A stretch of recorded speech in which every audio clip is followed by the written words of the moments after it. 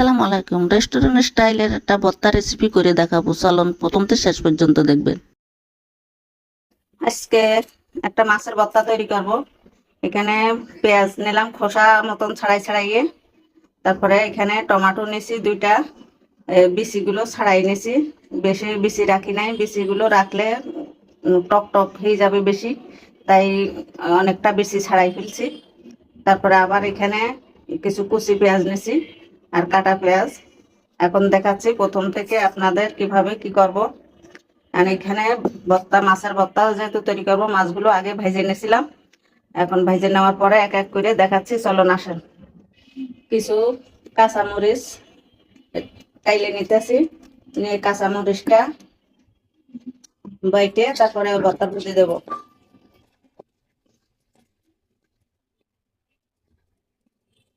কাঁচামরিচ গুলো টালা হয়ে গেছে। এবার এখানে কাঁচামরিচ গুলো টালা হয়ে গেছে, এক পাশে রেখে উঠিয়ে নিলাম। তারপরে পেঁয়াজগুলো দিয়ে দিলাম। পেঁয়াজগুলো একটু ভাজা ভাজা হয়ে পেঁয়াজগুলো এক পাশে সরাই নিয়ে দিয়ে দিলাম টমেটো গুলো। টমেটো একটু লাড়াছাড়া করে একটু ভাজা ভাজা করে নিয়েছি। ভাজা করে নেওয়ার পরে টমেটো গুলো উঠিয়ে এক সাইডে রেখে দিলাম। ওদিকে যে আগের থেকে মাছ ভেজে রাখছিলাম সেগুলো আস্তে আস্তে করে কাঁটা একটা করে কাঁটা বেছে ঝুড়ি করে নিচ্ছিলাম, যে একটা কাঁটাও যেন না থাকে, না হলে খাওয়ার সময় যদি কলায় কাঁটা বাজে, রোজা রমজানের দিন কাঁটা বাজলে পরে। এবার দেখেন কি করি, প্রথম থেকে ওই কড়াইয়ের মধ্যে আরেকটু তেল দিলাম, দিয়ে একটু কুচা পেঁয়াজ দিয়ে দিছি, দিয়ে কয়েকটা কাঁচামরিচ দিয়ে দিলাম। কাঁচামরিচটা দিয়ে একটু ভালো করে লাড়াছাড়া করে দিয়ে দিলাম হলুদের গুঁড়া 1 চামচ, মরিচের গুঁড়া 1 চামচ, ধনিয়ার গুঁড়া দেওয়ার পরে দিয়ে দিলাম সামান্য পরিমাণ মতো লবণ, দিয়ে দিলাম একটু আদা রসুন বাটা। আদা যেহেতু একটু কম, রসুন একটু বেশি, গোটা রসুন দেওয়া প্রয়োজন ছিল কিন্তু ঘরে ছিল না বলে তাই এখানে বাটাটাই দিয়ে দিছি। দেওয়ার পরে এখানে মাছগুলো যে কাটা বাইছে রাখছি, ভাজা মাছগুলো কাটা বাইছে ঝুড়ি করে রাখলাম, দিয়ে দিলাম। আগের থেকে যে পেঁয়াজ টমেটো ভেজে রাখছি ওইগুলো দিয়ে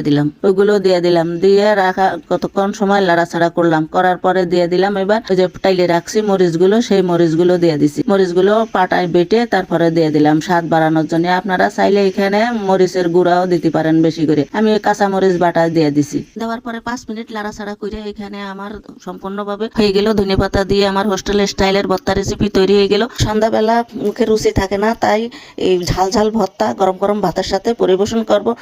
কি ঝাল! যদি আপনাদের ভর্তা রেসিপিটা দেখে ভালো লাগে তাহলে একটা লাইক শেয়ার কমেন্ট করে জানিয়ে দিবেন। ফলো দিয়ে পাশে থাকবেন। আল্লাহ হাফেজ।